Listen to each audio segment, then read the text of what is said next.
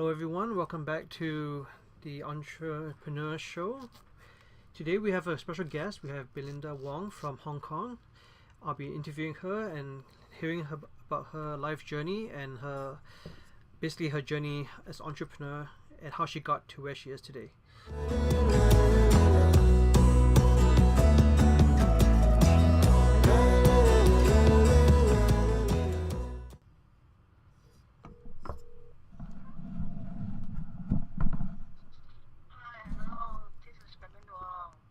Hi Belinda, how are you? Hello? Hi, can you hear me?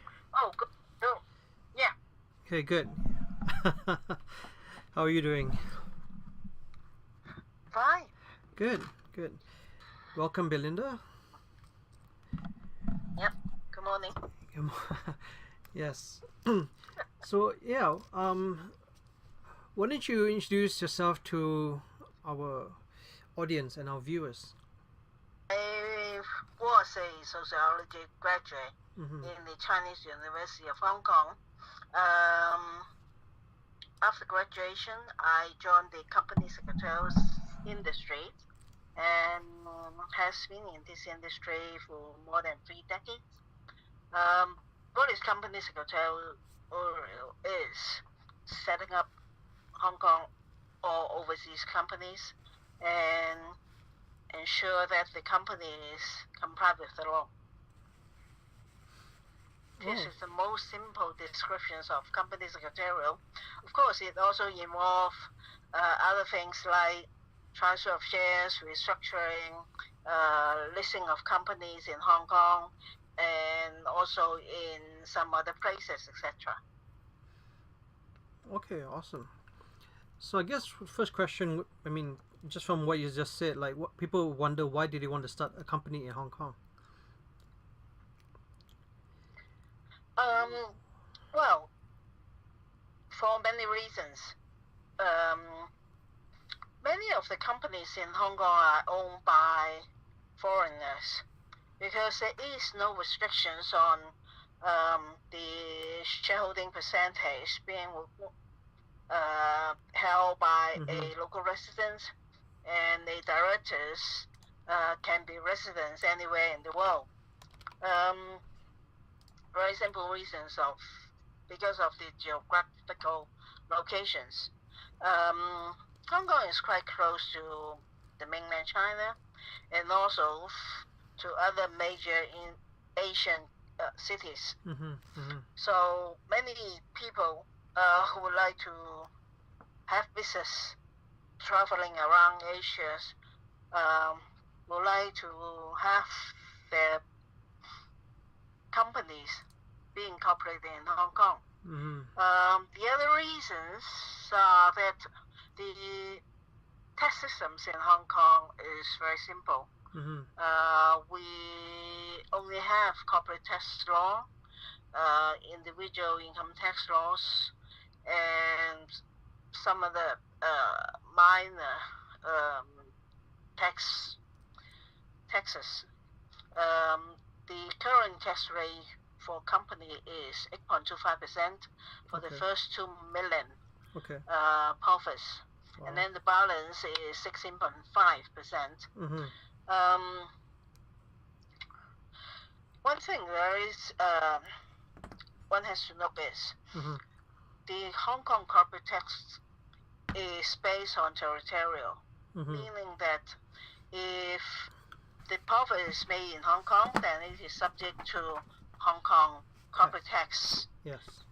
If not, say for example, if it is made outside of Hong Kong, then it is not subject to the Hong Kong corporate tax. Oh, okay.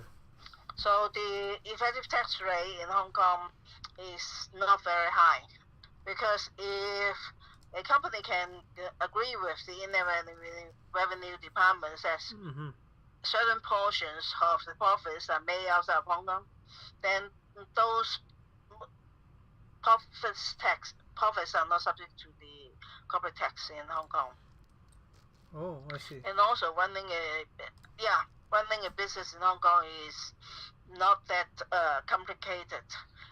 We can easily have a company set up within a few hours Mm. or a few days. Mm-hmm. And the government does not place much restrictions on, what do you do, and you need to have a certain amount of share capital before you can start the company. There's no such restrictions.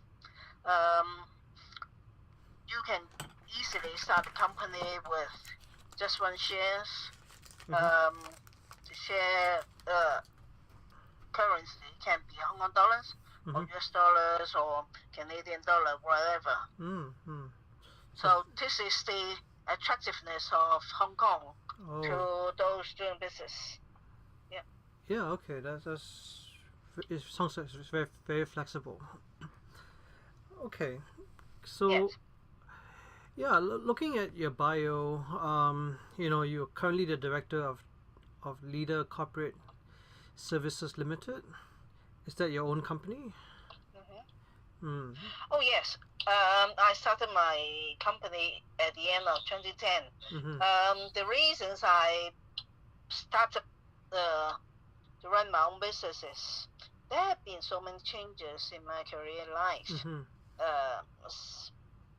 Ever since I joined these industries, particularly in 1997, yes. When I was working at Pricewaterhouse back then, and suddenly there was an announcement that the company would merge with Coopers and Lybrand to become PricewaterhouseCoopers. Yes. So that merger took place in 1998, and then our team started to be supervised by the partners of Coopers and Lybrand. That was a major change. And then in 2003, our whole team of Coopers and Lybrand, PricewaterhouseCoopers, was sold to a bank in Hong Kong. Because at that time, after the 2000 years, there had been lots of dramatic changes to the auditing and business services industries. There was a collapse of the one of the big five companies to become big four, and then there have been global impositions of restrictions on what types of other services an audit firm can provide to their clients in order to maintain and ensure the independence of the auditors. That was the main reasons why our team was sold to the bank in 2003. Yes. So, well, for those few years, I had been thinking, should I start my own company? Should I try my own hands in running my own company instead of being supervised by others? So during that period, I started taking examinations of the Hong Kong Securities and Investment Institutes in order to add value to my own qualifications. And also, I joined the Hong Kong Institute of Directors, and later on became a fellow member of these institutes. So, looking at my academic and professional qualifications, I must say that they are quite impressive. So after we were sold to the bank in 2003, I left in 2005 and took a career break. Thereafter, I had joined a few and a few international legal firms to have more exposures, because before that, my whole career was in the audit firms. Mm-hmm. So my career was quite complete Mm-hmm. after that. So in 2010, I started my own company, and then a friend told me that CCH was looking to someone to write the Hong Kong Company Secretary's Practice Manual. Mm-hmm. Then it clicks on me that, well, if I could publish a technical book with my name on it, Mm-hmm. then I could build up a good brand name to attract Yes. more high-end clients. Yes. So I approached CCH, got the contract, and started writing the Hong Kong Company Secretary's Practice Manual. The first edition was published at the end of 2011, and since then, up to October last year, I had published 4 copies, Mm-hmm. 4 editions of the practice manual. Mm-hmm. And in 2016, I had also published another book called Hong Kong Company Secretary's Checklist, because the publisher wants to keep the topic going. Yes. So today, when I meet with a new person or new friends, I can always say that, well, I'm a writer, Mm-hmm. instead of being, well, I'm a company secretarial business owner. Yes. This is one of the very dramatic change Mm-hmm. in my whole career. And since 2015, I had also been engaged in speaking and also commenting on the Hong Kong Company's ordinance.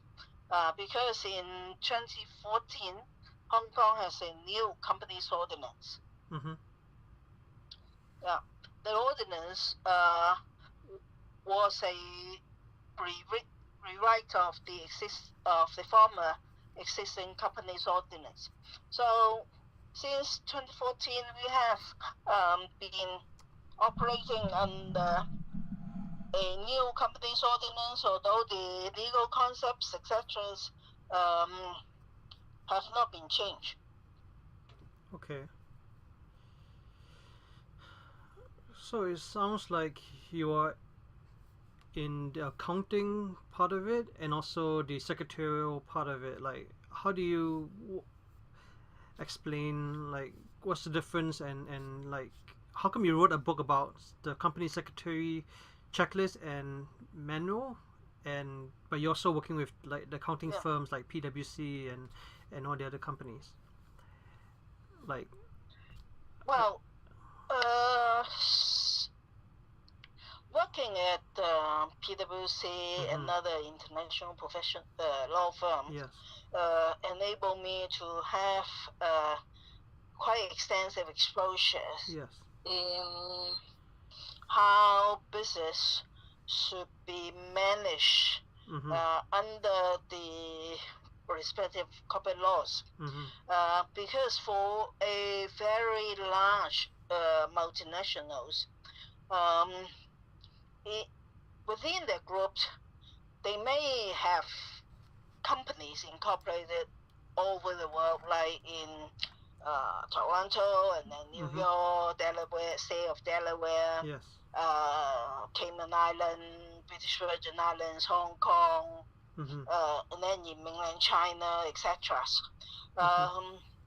These make me aware of the differences between the corporate laws in various jurisdictions. Different governments have their own different needs. So when they try to manage the companies incorporated within their own jurisdictions, they may have different filing and also internal governance requirements.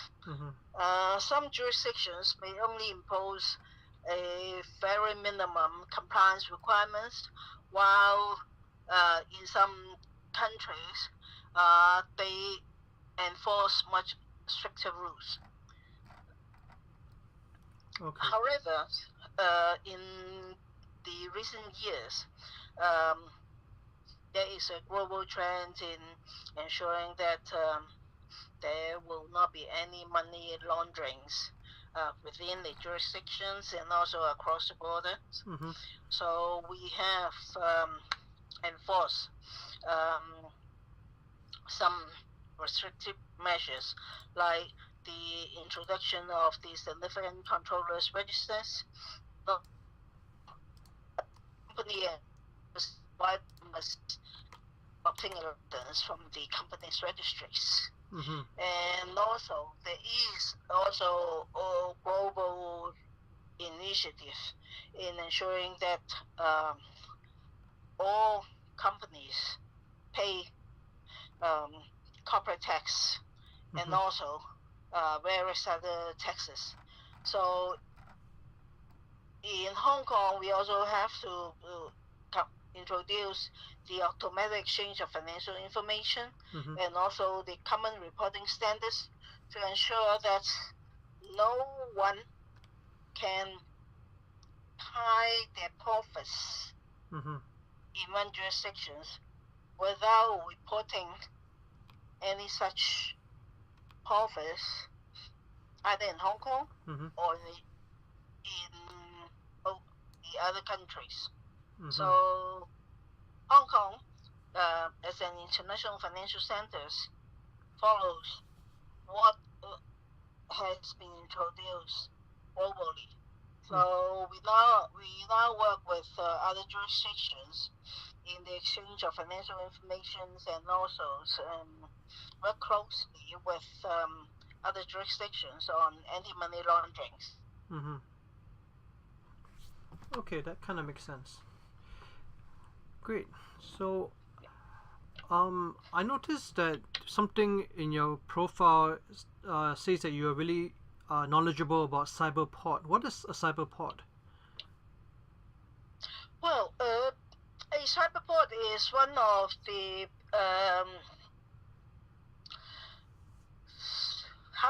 what did I say? It's one of the area where Hong Kong attracts startups and also help them Mm-hmm. cultivate to become unicorns. Yes. A few years back, Hong Kong has decided to place more emphasis on technology and innovations. Mm-hmm. So lots of government funding have been injected into Cyberport and also the Hong Kong Science and Technology Park, Mm-hmm. which are both owned by the governments. Yes. These two parks build Cyberport Mm-hmm. Hong Kong or from overseas. Up to today's days, there are more than 1,000 in total such startups in both Cyberport and also the Hong Kong Science and Technology Park. Mm-hmm. Mm-hmm.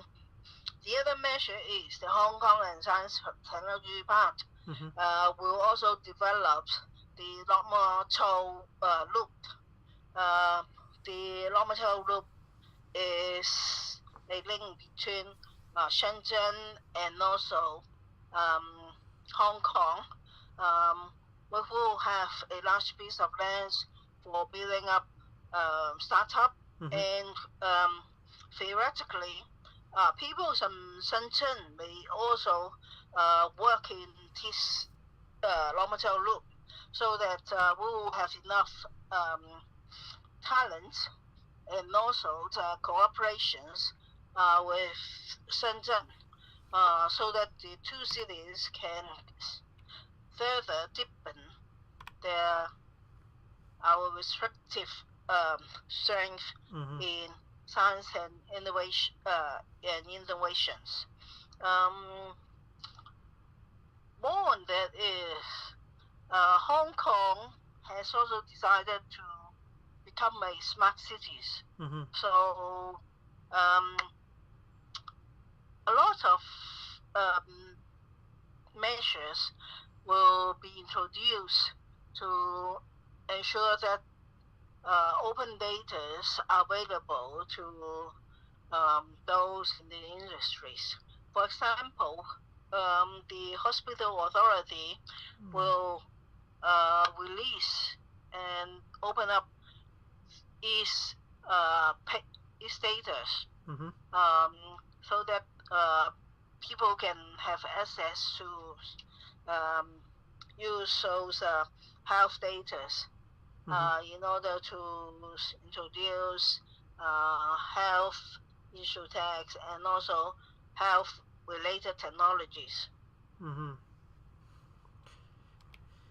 Yeah, I see that recently Hong Kong signed treaties with the Asian countries and India, and then there's also a bridge between Hong Kong and Macau. Yeah. Yeah, so there's a lot of activity there. Yeah. In the fourth quarter of last year, 2018, Hong Kong Zhuhai Macau Bridge was open for public transportations. Yes. And also we have the speed train connecting Hong Kong with Shenzhen, Futian, Yes. and then from there to the rest of China. Yes. These two infrastructures are significant because they enable Hong Kong to be connected with other mainland cities, so that the travel time zone between the cities around Hong Kong is within 1 hour. We expect to have more human and cargo traffic between Hong Kong, Macau, and Zhuhai. And this is significant because I think 2 years back, mainland China announced that there will be a Greater Bay Area, and which involve Hong Kong, Macau as the two special administrative regions and 9 cities within the Guangdong province. Specifics on how to develop the Greater Bay areas are yet to be published, but in all these cities, the governments, the respective provincial governments, are working hard on attractive investments from other cities within the Greater Bay areas, and also we are also trying to attract more investments to Hong Kong, which will ultimately be invest in other Greater Bay Area cities. Yes. So let's talk a bit about Hong Kong as an international financial center. Yeah. So well, Hong Kong in the top 5 positions in fundraisings for initial public offerings. And last year, I think Hong Kong was in the number 1 positions. Wow. The reasons why people choose to have listing in Hong Kong is the listings requirements are not very onerous, and also the subsequent compliance cost is not as heavy as in other countries. Although we do maintain a very high standards of compliance to ensure that the listed companies do not misuse the fundings Mm-hmm. after the initial public offerings. And the other reason is Hong Kong is very close to the mainland China, Yes. and many of the companies with listings in Hong Kong have their major operations in mainland China. Mm-hmm. So geographically, it would be for them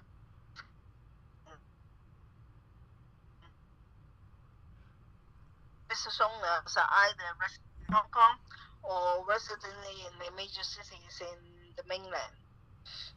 Traveling between Hong Kong and other cities in the mainlands is very easy and convenient, and it usually takes only a few hours. Mm-hmm. So And the Hong Kong Stock Exchange has also been working hard on attracting other jurisdictions to permit their companies to have listings in Hong Kong Mm-hmm. too. So from what I read, there's over 20 jurisdictions that can seek listings in Hong Kong. Yes. Wow, that's quite a lot. Yes. Yeah. And also the Hong Kong Stock Exchange is also has been trying to add more jurisdictions to this list. So I won't be surprised that in a few years this number could be increased significantly too. Wow. Okay. So they're trying to add because mm-hmm. Hong Kong does not position itself as a regional cities. We focus on the international markets. Yes. So we have been trying to follow suit on what other markets are doing, and also we try to build up our own niche in order to attract high quality companies Mm-hmm. to have listed in Hong Kong. Mm-hmm. Mm-hmm. So did you notice a impact after 97? After 97, like was there impact on the economy in Hong Kong? Well, since 1997, Yes. I think Hong Kong has undergone lots Mm-hmm. of changes. Yes. The government has been building up lots of infrastructures Mm-hmm. to connect Hong Kong with the mainland China cities. Yes. And also, we have been investing in technologies and innovations Mm-hmm. for a number of years to attract foreign companies and talents to Hong Kong. Mm-hmm. So I would not say 1997 was a very significant years Okay. in determining, this is old Hong Kong and this is new Hong Kong. Yeah. Well, Hong Kong has always been evolving and changing. Yeah. And we always try to become Mm-hmm. a metropolitan cities and maintain its attractiveness to foreign talents. Yes. Say, for example, Hong Kong has also introduced a program to attract postdoctoral candidates to come and work in Hong Kong. Mm-hmm. We do not impose any restrictions of, what kind of people with certain passports can come to Hong Kong. Yeah. Well, instead, we are very open. Anyone can just come and join. As long as you are a talent, we welcome you. Mm-hmm. Okay. So let's talk a bit about biotechnology companies.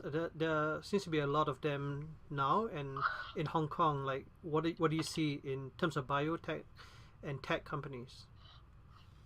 Well, the Hong Kong Stock Exchange wants to attract more biotech and also new economic companies to be listed in Hong Kong. So last year it introduced a new listings requirements, which does not require biotech companies to have revenues. As long as it can prove that it has major core products which are now ready for the public FDA approval. or other regulatory authorities requirement approvals, then it can sit listed in Hong Kong. Since late last year, we had a number of biotech companies already listed in Hong Kong. Some of them, the share price has gone up ever since. So it is a good way to for the biotech companies to raise money in order to have sufficient funds on the research and development. Yes.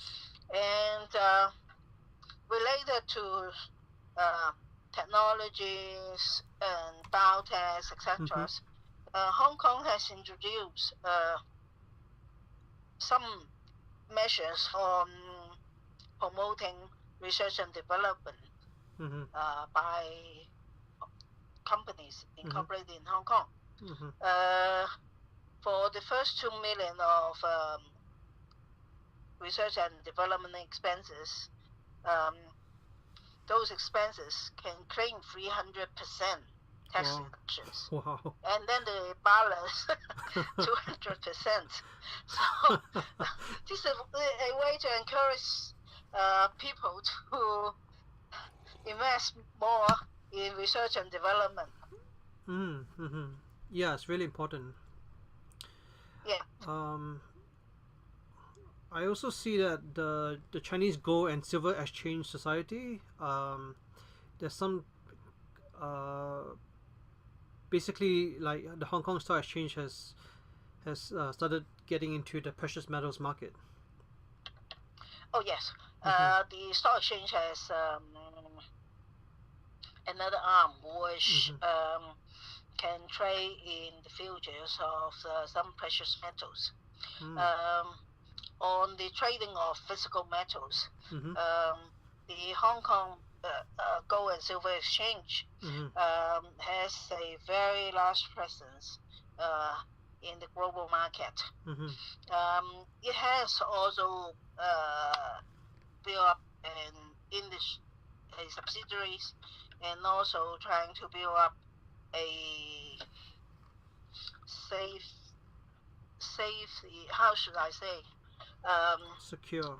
A safety place, a secure place to host all those physical metals in Shenzhen. Yes. This would enable Hong Kong's presence in the trading of physical and also futures of commodities, especially gold, silvers. Yes. Hong Kong could compete with New York and London on the trading of gold and silver. Yeah, so Hong Kong seems to be in a really good position. They have the biotech, the tech companies, the innovation, and then the precious metals. Like they're in everything. They're in all. What we call it having their fingers in all the different pots.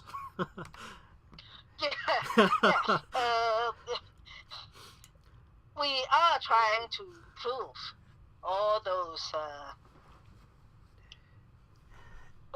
different industries in order that Hong Kong could stay competitive and also be at least in the first 5 or even 3 positions in the world. Very little is known that Hong Kong's gold and silver markets could be so strong to be competitive in the world. But we are. Yeah, I'm very impressed because I mean, from outside of Hong Kong, I wouldn't know all these things until I started to look at it. There's also like the open-ended fund companies that they're introducing now. What is that? I don't really know. Yeah. Well, it is already been open to the market players to apply, because in the past we can only have collective investment fund, but to remain competitive, the Securities and Futures Commission has introduced the open-end fund company regimes, where a company can actually be set up as an investment in vehicles for investors. So they can actually buy shares in Hong Kong, which buy shares in a fund company, which will invest in certain specified types of investments, either in Hong Kong or in overseas. Oh, okay.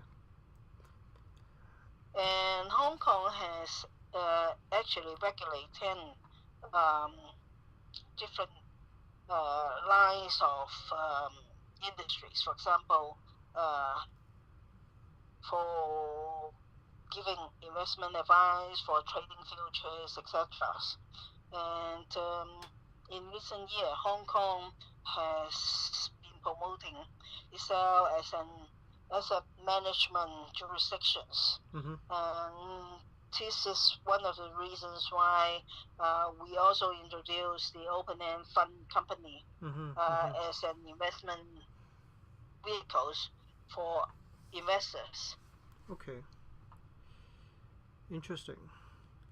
So could you talk a bit about the Belt and Road Initiative? The Belt and Road Initiative is a very large project envisioned by President Xi Jinping.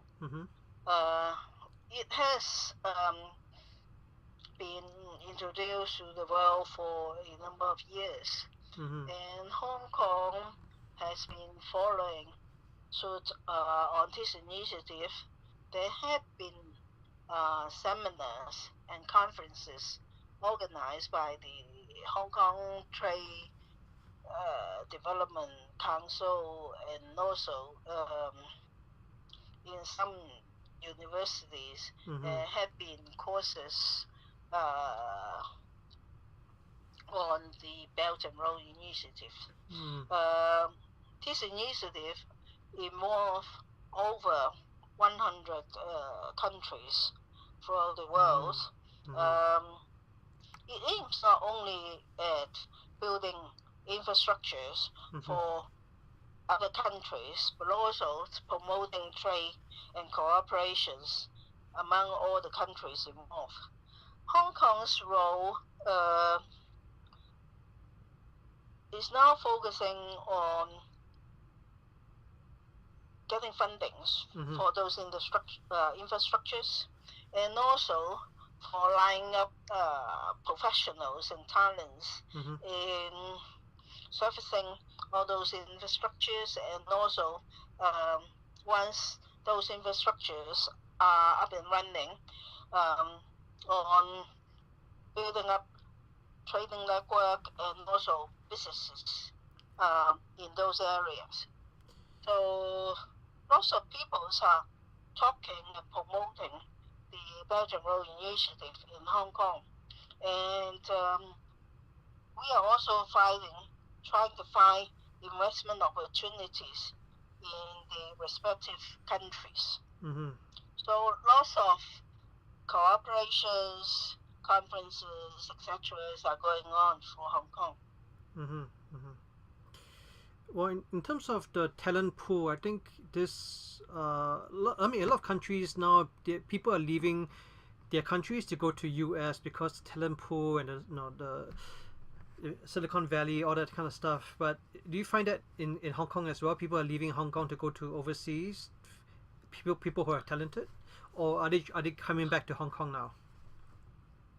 Well, I don't have the statistics, Okay. so it would be difficult for me to comment. But well, Hong Kong is a city where people come and go Yes. all the times, all the centuries. Mm-hmm. There have been people migrating to overseas, like Canada, United States, etc. Yes. But the government has also introduced a program to attract the second or third generations of those migrants from Hong Kong to return to Hong Kong to work in here. So, well, as I said, we welcome everyone, and also we welcome those who have left Hong Kong and want to return to work here. But I don't have the exact figures how the of course. program to attract the second and third generations. How many people had actually returned to Hong Kong? Of course. In Hong Kong, we see lots of people from different nationality, with different races. For example, India has now become the sixth largest economy in the world, and we have more trade between the two places, and there are actually some Indian startup was trying to attract investment funds in Hong Kong. Okay. And there are also Europeans, Americans, and also Eastern Europeans working in Hong Kong. Some of them are also startup co-founders, or working in those startup owned by their friends or relatives. Okay. Yeah, I was just asking about like trends. Do you notice anything, but not necessarily the numbers, because I think the numbers are not revealed yet. But yeah, don't worry about it. Just a question I had in my mind. I think I learned a lot already from today's interview. I think our viewers and listeners will also learn a lot. I know you mentioned previously about the Greater Bay Area. Like, maybe explain that a bit more. I think not everyone knows what that is. The Greater Bay Area. Well, actually, we don't know how it would evolve too, because this is a new policy. Oh, okay. And the government is working with the mainland government and also the leaders of those 10 other cities involved. So we are expecting a policy statements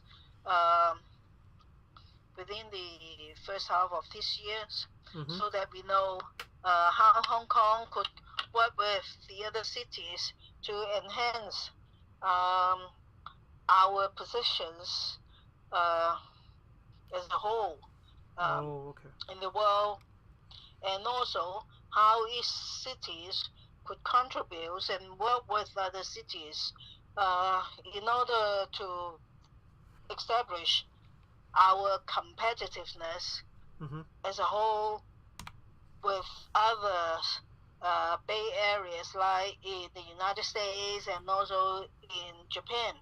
And one of the national goal is to grow the area economically. But how to do that really remains to be seen, because Hong Kong is not exactly the same as the other area. other cities. Yes. Well, each of the city has its own uniqueness. Yeah, of course. So Yeah. our competitiveness is in the finance, Yes. retails. And innovation. We are trying to be competitive in innovation and also in the technology-driven areas. Mm-hmm. Like in Shenzhen, Mm-hmm. is famous for its technologies and innovations. And in Guizhou and also Dongguan, Mm-hmm. they have manpowers to do manufacturing, to engage in the production of products. Mm-hmm. So how we should work with them remains to be worked out. Okay. But well, Greater Bay Area concept is a good thing because Hong Kong is short of labor. Our labor cost is too expensive. Yes. So if we could work with other cities within the Greater Bay areas, so that productions can be done in those areas more efficiently and more cost effective, then it could actually increase the competitiveness of Hong Kong and also with those cities, so that we can compete with other cities in the region and also in the world. Yeah, so I guess a few years ago, Hong Kong entered like the free trade agreement with other Asian countries. Yeah, so there was like Brunei, Cambodia, Laos, Indonesia, Myanmar, Philippines, Malaysia, Singapore, Thailand, and Vietnam.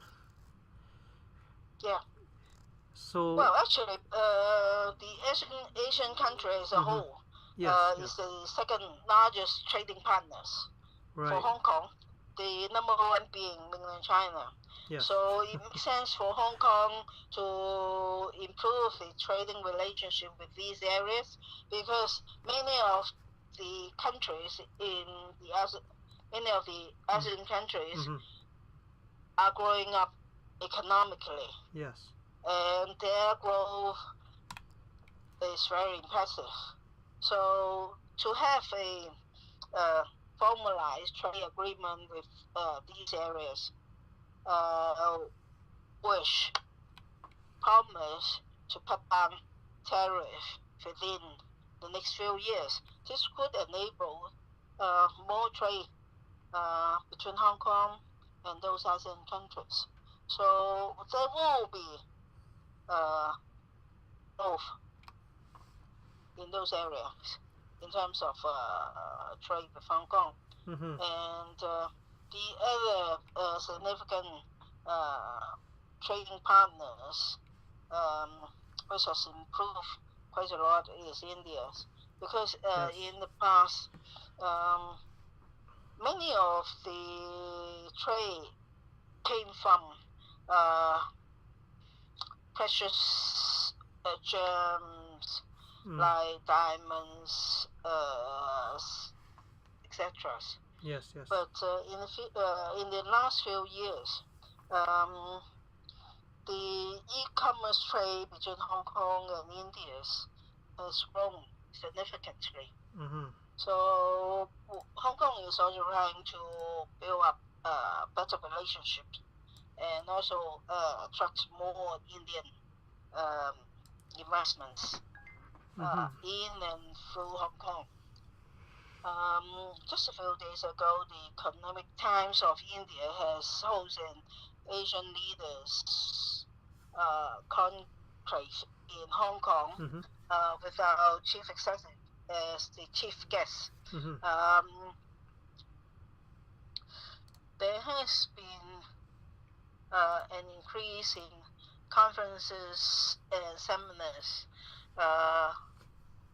focusing on investments in India. Yes. And the Invest India and also the Indian Consulate General Mm-hmm. has also been trying to has been talking to the business communities um, to foster closer relationship between Hong Kong and India. Mm-hmm. Yeah, seems like a lot of things are going on in Hong Kong right now. And Yes. yeah, I didn't realize there's so much stuff going on in Hong Kong. Yeah, well, there have been lots of seminars and all that. In fact, Mm-hmm. many of the businessmen outside of Hong Kong may Mm-hmm. not be aware. We have quite a number of consulates in Hong Kong, Mm-hmm. and also the number of Chamber of Commerce is very significant. Mm. And all these Chamber of Commerce and also consulates, they have been working hard with Hong Kong to build up better trading relationship and also cultural exchange. And on the Belt and Road Initiative, Mm-hmm. Hong Kong actually has set up scholarships for the exchange of students from those Belt and Road jurisdictions Mm-hmm. to study in Hong Kong. Oh. I am a mentor of the United College of the Chinese University of Hong Kong. Well, on the education side, Hong Kong has set up a scholarship for the Belt and Road countries for the exchange of students. Mm-hmm. I'm a mentor of the United College, Okay. the Chinese University of Hong Kong, and one of the mentees Mm-hmm. for this year is from Turkey. Oh. And Hong Kong has offered many exchange opportunities Mm-hmm. with those Belt and Road country students, and also there are also exchange students from other countries. They may come here to study for a semesters, Mm-hmm. so that you understand what is the Asian cultures. And it is also a trend for the undergrads Mm-hmm. of the University of Hong Kong to send students for exchange Mm-hmm. in other Asian countries, and also in Europe, and also in the United States. And there's been an increasing exchange of students in Hong Kong with other countries, Mm-hmm. so that the context between our younger generations with others in the world Mm-hmm. is quite frequent. Yes. This would enable our younger generations to have a more personal touch of the cultural differences between us and the rest of the world. Mm-hmm. Mm-hmm. Okay. So I think that basically concludes the interview. I think like I said, I learned a lot already, and I'm sure the audience, the viewers, listeners will all have learned a lot as well. So just the last few things I wanted to say is for the MCAE community. A few days ago, I shared with the core group, right, that my vision for MCAE. So I want to hear your thoughts and how, like, it seems like you're doing a lot of stuff in Hong Kong, which is similar to my vision, which is the international business model, where everyone in different countries can be entrepreneurs and work with other people. And so why don't you talk a bit about that before we end? Well, actually, when I first started my company, Mm-hmm. I focused on targeting overseas clients Yes. to help them um, set up and do business in Hong Kong and also the rest of the world. Since then, I have been building up a network through LinkedIn and other social media. And up to today's days, most of my clients are from overseas. And one thing very particular is no one could ever imagine that the guy who handled my website's updates and also do all the nitty-gritties on my website is from Netherlands. Yes. Because he is my linking contact, and he wants to break into the English speaking jurisdictions.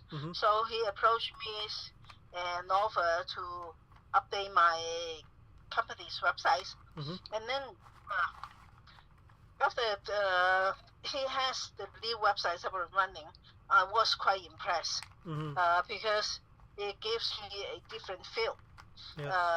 I'm from Asia, a Hong Kong resident. So the people I work with in Hong Kong on IT, etc., they are also from Hong Kong with the local cultures. So my website is a bit different. It has a different cultural tone. So it dawns on me that working with entrepreneurs from other jurisdictions could actually help us grow together. For example, we can share something we don't know, which are critical for the growth of our own business. And also we can refer clients for one another. For example, you are in Canada. If I have clients who needs to look into the Canadian market, then I can contact you, and then you can point them to the right directions. Likewise, if you have someone looking to come to Hong Kong, then you can refer them to me. So in a way, this would expand our business network exponentially, and then there will be growth from there. Yeah, that's exactly what I believe. I think there's very little limitations now with technology, with the internet, with the world, the global economy. It's all becoming smaller and smaller, and everyone is so close together. It's so easy to communicate. Like I'm talking to you overseas, so many miles away, so many kilometers away, around the world, right? So I mean, Hong Kong especially do not have any geographical boundaries for businessmen from overseas, because we do not have any requirements on residency for directors and shareholders. Right. So I guess one of the big concerns is with the government. Now that China is I mean, you're now part of China again. Hong Kong is now part of China. It's I mean, recently there's a lot of news about Canadians and in China. There's a lot of political things going on, right? So there's some of those kind of things. So maybe some people in Canada might be hesitant, or they might not know as much. Like I mean, like I said, a lot of times we only focus on our own geographical jurisdiction. We don't really know what's going on the other side of the world, unless we have someone like you that can talk to us and explain to us the inside view of what's going on. So there's a lot of fear. There's a lot of miscommunication. So that could be one of the limitations. Well, Hong Kong is under the one country, two systems. What is two systems? We have our own legal systems, and our everything remains the same as before. the handover of 1997. Mm-hmm. Well, lots of people do not know. Hong Kong's legal system is a common law system. Yes. And in mainland China, it is a civil law system. Mm-hmm. And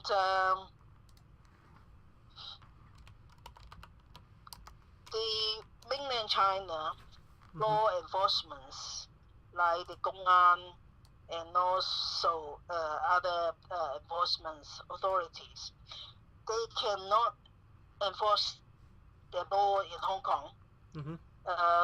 There are legal procedures for Hong Kong and the mainland China's to enforce the respective law, like if there is any infringement on international property rights, Mm-hmm. If it occurs in the mainland China, one has to enforce its rights in the mainland. Yes. And if it happens in Hong Kong, then the Hong Kong court has its own jurisdictions. Mm-hmm. So different legal procedures have to be followed. Oh, okay. So I would not overemphasize the fear and also all those recent events which involve Canada and the United States, whether they will have any adverse impact on Hong Kong, because Hong Kong is not involved in all those things. Yeah, and people don't understand that. They think that it's just one system. They don't know that there's two systems, and the law and everything is different. So, like I say, there's some confusion about that. So, like, unless they know people there and they know a bit more about Hong Kong and its difference, and how it's different than China, then people might assume that it's the same thing, right? Yeah. Well, actually, we are not the same. Of course, I know if that. I Yeah. have to go to Macau or Shenzhen, Yes. well, I need to pass through the immigrations. Yes. Yes. So we are separated, but we are working hard, to make the boundaries and lines less visible, and also to enhance our cooperations so that we can work together, not to compete with each other, but compete with the rest of the world. Yes, absolutely. Okay, so I think we're good. I think that's one. Yeah, thank you so much for coming onto the show and being part of the interview. I want to work with you more closely in the future. So yeah, do you have any questions for me? Thank you. Anything you wanted to, anything I missed, or anything you want me to talk about or touch on right now?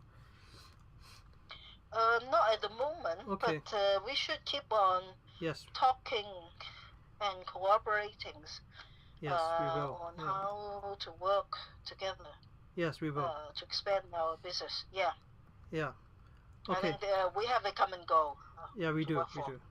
Yeah, I'm so glad that we can talk finally and get to know each other a bit more. Yes. So Yes. I look forward to doing more of this. Okay. Me too. Thank you so much, Belinda. Okay. Have a good day. Okay. Okay. Bye now. Thank you. Bye bye.